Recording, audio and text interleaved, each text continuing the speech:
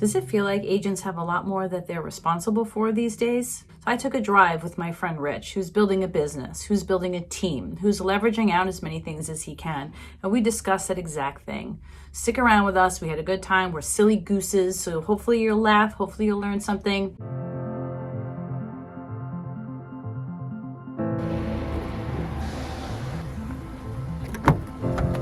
Hi. Good morning. No. You don't have a 0.5? No. Why don't you just stick it here? Because it hits the windshield. So what? Can we adjust it forward and tilt it back? No, because I don't want to. That doesn't mean you can't. It's a whole faff. It's a whole thing. A faff? Yes. Does this? Oh, all right. You don't. Oh my god. I'll fix it. You know how long that took to engineer? Ah. So now, do the clamp. Okay, clamp it. Look how much more better this is.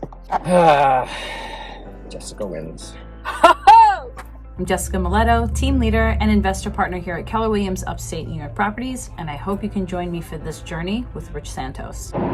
This is an analog, but soccer coaches, there's two ways you can coach soccer. You can either have a formation and a tactic that you are good at coaching and you believe in and you know that it works, and you take whatever players that fall in your lap and you plug them in, you coach them into it, and you say, this is how we play. We're going to be good. Killers, right? Right. So that's one way to do it, and it works sometimes.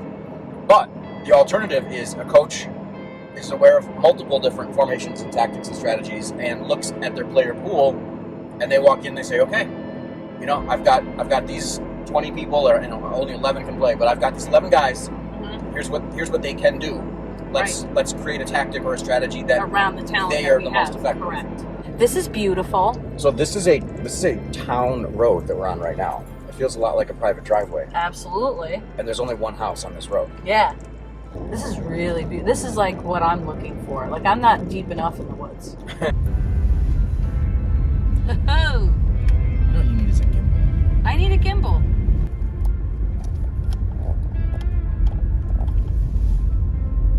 Wow. 141 acres. It's freaking awesome. 15 minutes to Oneonta, 20 minutes to Cooperstown. I mean, I could see someone like actually just buying this, extending a road. You could turn this into a housing development if you wanted to. wow. You could have 15, 20 amazing houses up here with awesome views. What's the list price? $750. One of my biggest takeaways from this experience, hanging out for the day with Rich, is how intelligent he really is and how much knowledge he has about many things. This superpower of his, I think, allows him to relate to many different types of clients, to put people at ease with factual information, and able to really speak to the market and the different nuances going on at the time that will set his clients apart from the others. I also think it gives him a competitive edge. While he's building a team and learning how to manage all the different tasks that his growing business requires, he's also learning about leverage. Lock boxes, boots, the back seat of a realtor's car. Gloves, machete. I've got a machete. Yeah, I drove around with an axe for a while, not getting people nuts. Where are we now? This is Mount Vision. This is one of those towns that is very historic. There's a lot of historic homes that are in good shape, and there's more that are not in good shape. But it's that kind of thing that's it's ripe for reinvestment. Yeah, like there's gorgeous Greek revival homes, and then there's some of these Italianate style homes. Like this one was looking ugly a few years ago, and they just redid it. And this one they just redid. And this one they just redid. These were all ugly a few years ago. Yeah, and so many different kinds of architecture all in one town is pretty fun. It's awesome. Look at this one, all fun now. Oh, dude. I hope that's your next listing. Where are we going now? We're going to another section with, it's actually a Hudson River Land Company subdevelopment, but the Land and Living team is listing the remaining parcels. So we just have seven lots of land on the market. There's a vibe right now. What is it? There's like a chill vibe though. I'm like I'm enjoying the drive. Everything's really beautiful. Like everything's really, except for like the rain. It's not a very beautiful day. It seems like a really beautiful day though. Like rain. That is the true optimist in you. I would see a ugly, gray, rainy day and say this is an ugly day. And I'll say it what it is. And maybe that's how I am as a realtor, to tie that together. Oh, okay. I would not call this a beautiful day. I would say to a client, this is a challenging day. It's challenging. Well, that's better than shitty, because that's what I This day has pros and cons. Well, here's the pros. Everything looks more green. You don't have to water your garden today. You don't have to water today. Did you know that, like, if plants, like if trees and grass and all that stuff could engineer themselves, they wouldn't be green. They would be black. How do we know that? Like, it's a lot smarter to be black because the black absorbs. The whole point of a leaf is to absorb sunlight. Wavelengths of light. Black absorbs all wavelengths. So if someone did, if there was, this is a totally different topic, but if there was like intelligent quote unquote design or something like that, then we wouldn't be seeing green. We'd be seeing black. It'd be like some hipster designed the world and was like, put black on black, trim. You think a hipster would do that, or like a? But no one thinks about that. Or goth chick.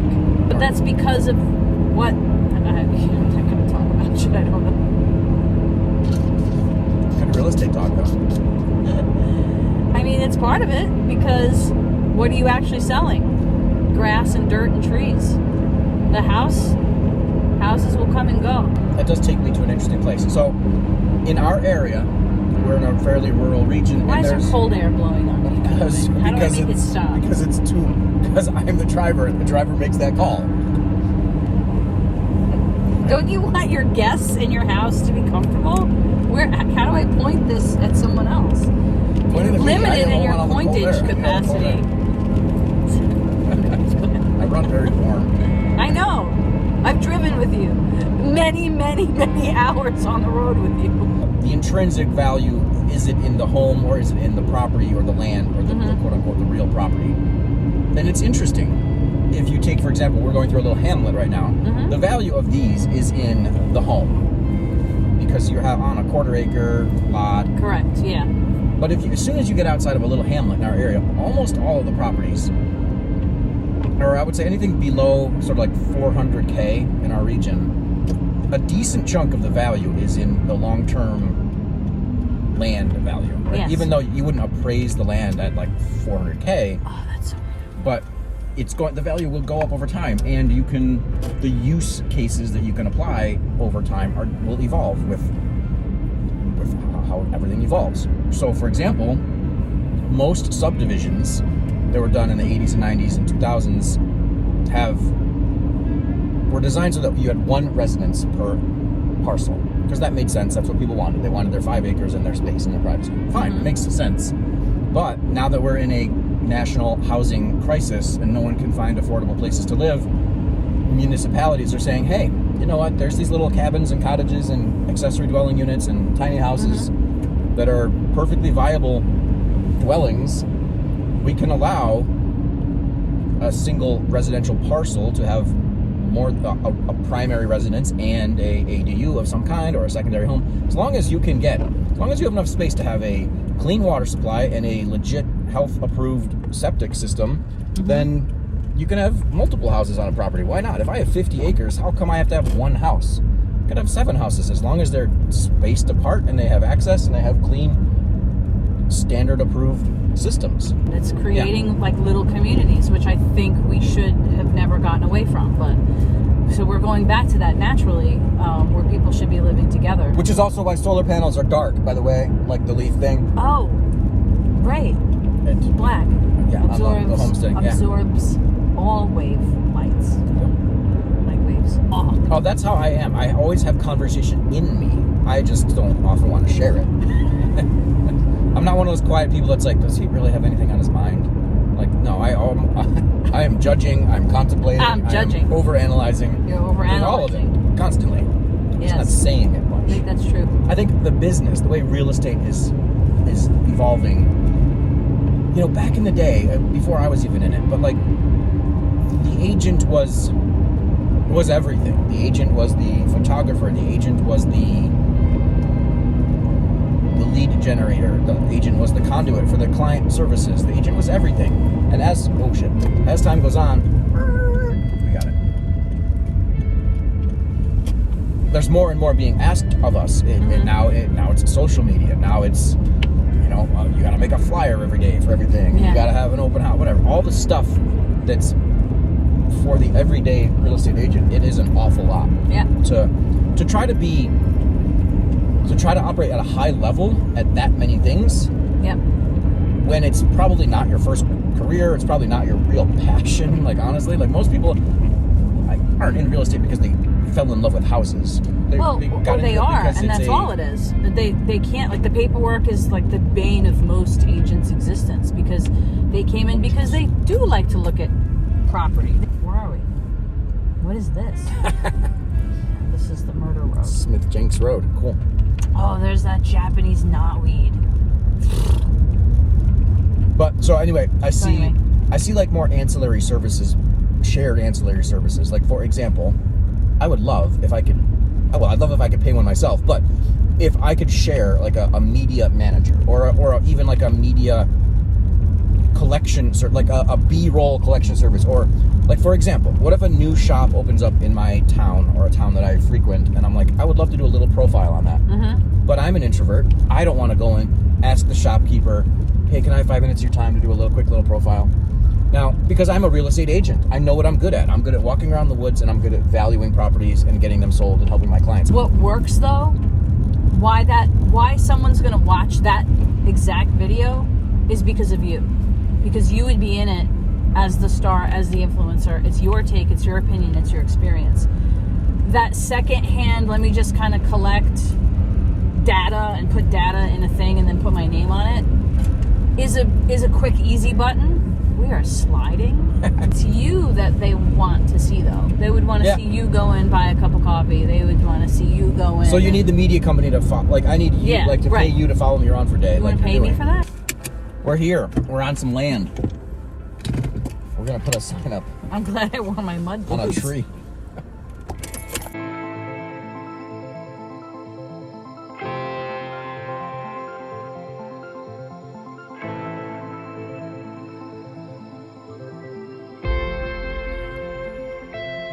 Maybe the hatchet will help.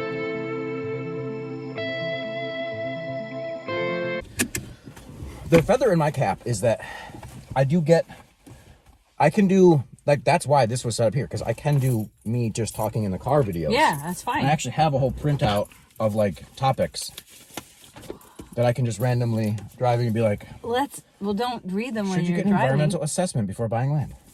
Do you need an environmental assessment before buying land? You're too fucking smart. Dumb it down. I mean, what is a better kind of intelligence? Emotional intelligence, an EQ, or an IQ, an intelligence quotient in the modern world? As a real estate agent, what is more important? That is an incredible. Oh, jeez Louise. That is an incredible question, actually. That is a great freaking question, because I think it takes both, and that's why some teams really work well.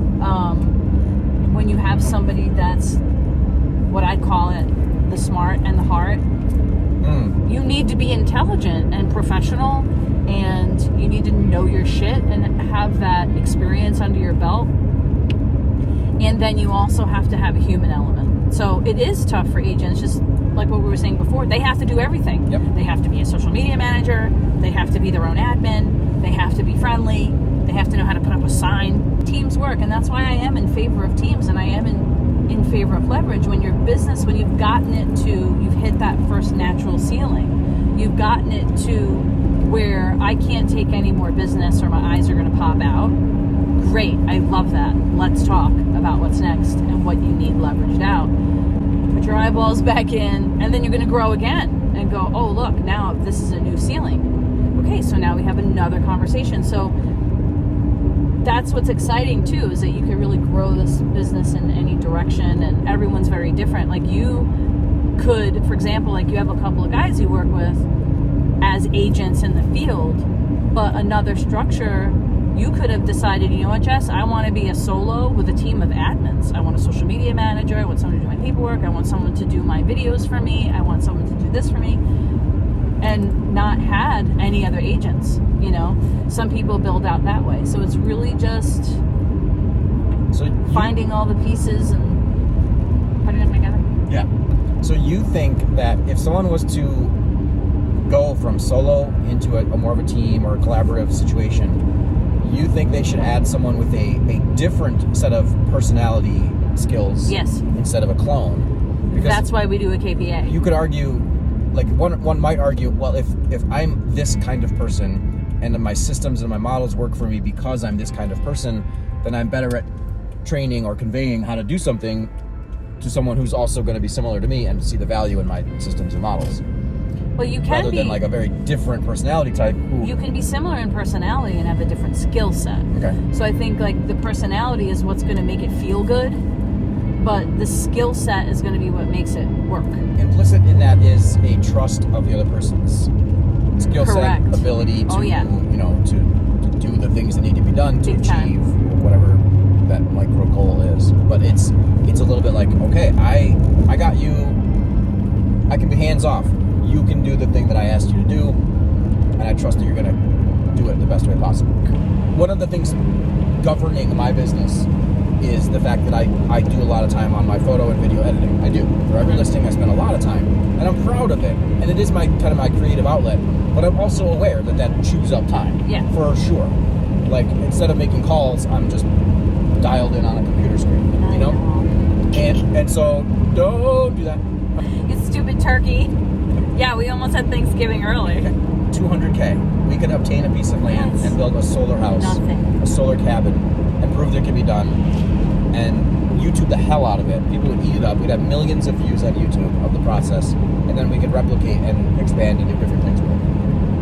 My father is the youngest of 7 children. Wow. So he's got a huge family in Brazil, and he's very much the youngest. Like, there was. Well, why don't we vacation like there? 8 years in between him and his. So like when I went to Brazil, I clearly remember I was like 8 the first time. One of my uncles was like a super old man, and I was like, how come my uncle is like so old? So your dad obviously grew up there, yeah, and like lived his life there. So how did he end up here? He was a doctor, so he was coming here for his medical residency. He came to Rochester, New York for his medical residency, and the rest is history. No, it's not. We don't know it. Irish American nurse. And from Buffalo, and they had a little Santos family. Oh, by the way, the ballerest move I ever made in my life. You're not going to record this either. I'm not going to record this. Well, oh, come on. But it's not going to. All right, I got to run. See ya.